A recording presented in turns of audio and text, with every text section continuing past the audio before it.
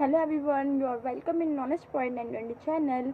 और आज हम पढ़ने वाले हैं 11th क्लास का चैप्टर नंबर 2 जिसका नाम है 3 महाद्वीपों तक फैला साम्राज्य। तो चलिए स्टार्ट करते हैं। तो सबसे पहले तो इसके नाम से स्टार्ट करेंगे तभी तो आगे समझ पाएंगे। तो 3 महाद्वीप, महाद्वीप होता है एक भूमि का बड़ा सा टुकड़ा और उस टुकड़े पे हम रह रहे हैं, ठीक है। और साम्राज्य मतलब कि राजा जहाँ पे क्या करता है, शासन करता है, इसी को हम कहते हैं साम्राज्य। अब ऐसे कौन से राजा का साम्राज्य जो कि 3 महाद्वीपों तक फैला? उन 3 महाद्वीप के नाम हैं अफ्रीका, यूरोप और एशिया, ठीक है। तो इन तीनों महाद्वीपों पे कब्जा करा था रोम साम्राज्य ने।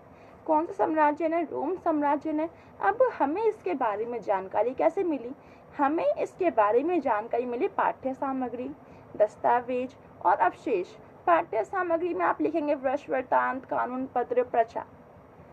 दस्तावेज में आपने पांडुलिपि के बारे में पढ़ा होगा और आपने अभिलेख के बारे में पढ़ा होगा, लेकिन एक नया शब्द है पाइपस, ठीक है।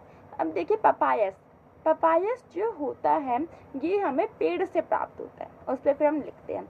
और अवशेष मतलब कि चांदी के सिक्के, इमारतें इत्यादि। आई होप कि आपको इतना जो है वो समझ में आ गया होगा। नेक्स्ट पॉइंट आता है कि रोम साम्राज्य व ईरान साम्राज्य। हम इस चैप्टर में रोम साम्राज्य के बारे में पढ़ने वाले थे, लेकिन यहाँ पे तो ईरान साम्राज्य भी आ गया। यहाँ पे ईरान साम्राज्य इसीलिए आया क्योंकि रोम साम्राज्य को ख़त्म करने में ईरान ने बहुत महत्वपूर्ण भूमिका निभाई।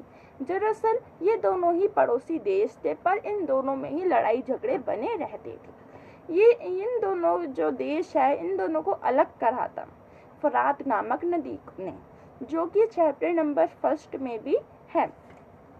नेक्स्ट पॉइंट आता है रोम साम्राज्य का विस्तार, मतलब कि जो रोम जो साम्राज्य कहाँ कहाँ तक फैला हुआ है, ठीक है। देखिए जो रोम जो साम्राज्य है बहुत इजी है।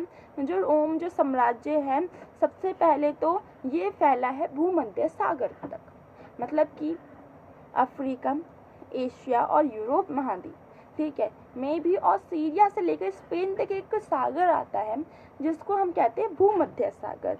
इसकी सीमा का निर्धारण तो नदियों के द्वारा होता है, राइन और डैन्यूब। 1 नंबर का क्वेश्चन यहाँ से बनता है। और इसी के साथ सहारा मरुस्थल से भी इसकी सीमा का निर्धारण होता है। आई होप कि आपको इतना जो है वो समझ में आ गया होगा। नेक्स्ट पॉइंट आता है साम्राज्य का आरंभिक काल, मतलब कि जो साम्राज्य है ना इसमें जो शासन करा है तो उसके 2 टाइम पीरियड्स है, ठीक है। पूर्ववर्ती साम्राज्य एंड परवर्ती साम्राज्य, ठीक है। पूर्व और पर, ठीक है। तो देखिए भाई, जो पूर्ववर्ती जो साम्राज्य होता है इसमें क्या होगा कि पहली से लेकर 30वीं शताब्दी तक जो भी शासन हुआ वो होगा।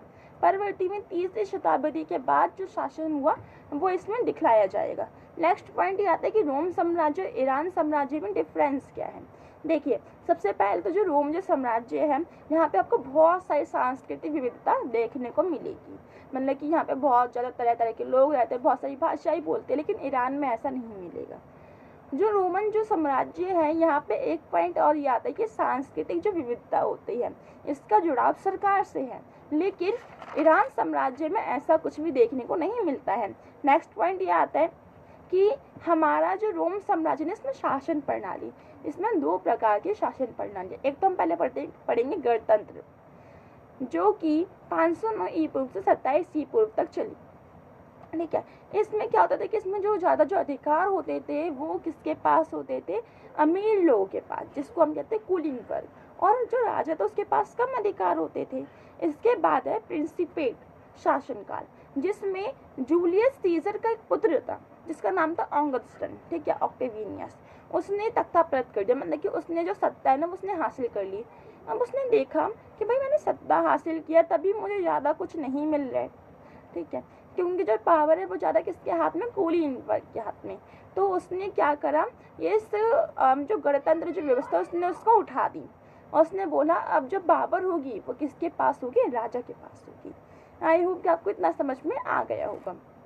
इतना याद रखिए कि जो कुलीन जो वर्ग होता है इसी को ही सैनेटरी वर्ग बोला जाता है।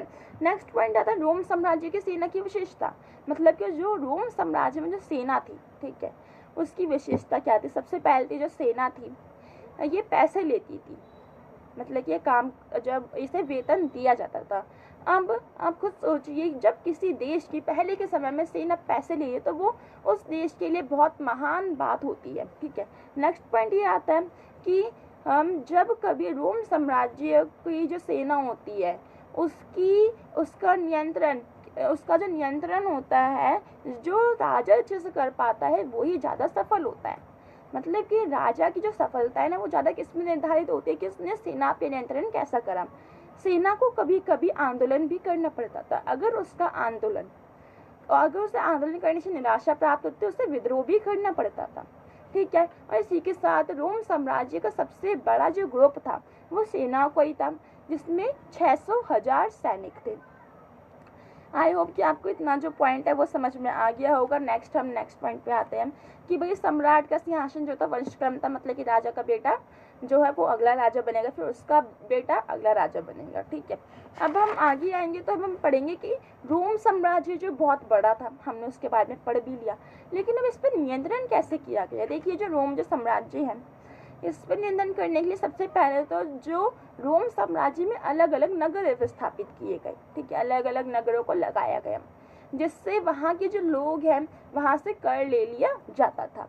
नेक्स्ट पॉइंट ये था कि हमने पढ़ा था भूमध्य तट, मतलब कि भूमध्य जो सागर था उसका तट था, वहाँ पे बड़े बड़े केंद्र थे, जिनके कारण जो सरकार थी वो ग्रामीण, मतलब कि जो गाँव का जो इलाका उसका विकास कर पा रही थी और उससे टैक्स भी ले पा रही थी। ठीक है, इसी के साथ उच्च वर्ग के जो लोग थे वो मेनली क्या करते थे, वसूली करते थे। ठीक है, यहाँ पे हमें एक नया वर्ग देखने को मिलेगा जिसका नाम है सामंत वर्ग। उसके पास अब ज़्यादा पावर आने लगी, जिस कारण क्या हुआ, गैलिनियस एक राजा है जिसने जो सामंत वर्ग है ना, उसने उसको वसूली के काम से हटा दिया। आई होप कि आपको इतना समझ में आ गया कि जो रोम साम्राज्य उस पर नियंत्रण कैसे करते हैं। पहला नगर, दूसरा तट के आसपास केंद्र स्थापित करके। ठीक है, एक्सेट्रा। नेक्स्ट पॉइंट आएंगे तो तीसरी शताब्दी का संकट।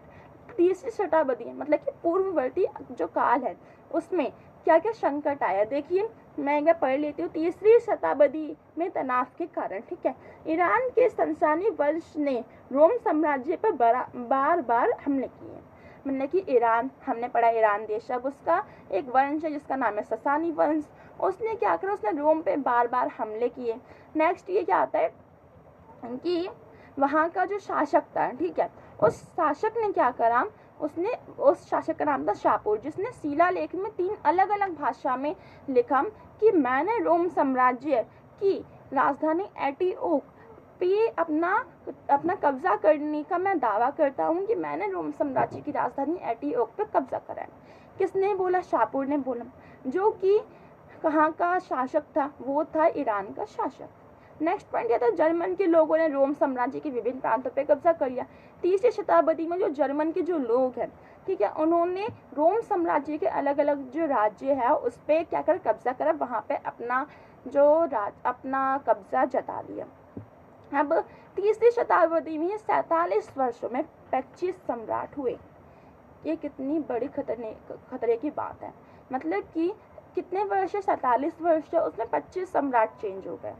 ठीक है, कहाँ भारत के जो राजा होते हैं उनका शासनकाल इतना लंबा होता है, यहाँ पे 47 सालों में ही 25 जो सम्राट है वो गायब हो गए, मतलब कि उनको बार बार लाया गया। आई होप कि आपको इतना समझ में आ गया हो। और अगर आपको इस चैप्टर के नोट चाहिए तो आप मेरे चैनल में जाके वो जो शॉर्ट्स जो वीडियो होती है उस पर क्लिक करिए, आपको ये जो नोट्स है वो इजीली मिल जाएंगी। आई होप कि आपको अच्छे समझ में आ गया होगा। लाइक एंड सब्सक्राइब ज़रूर करना, पार्ट 2 ज़रूर देखना, बहुत ज़्यादा इंटरेस्टिंग पार्ट है। और अगर आप थैंक यू, बाय बाय।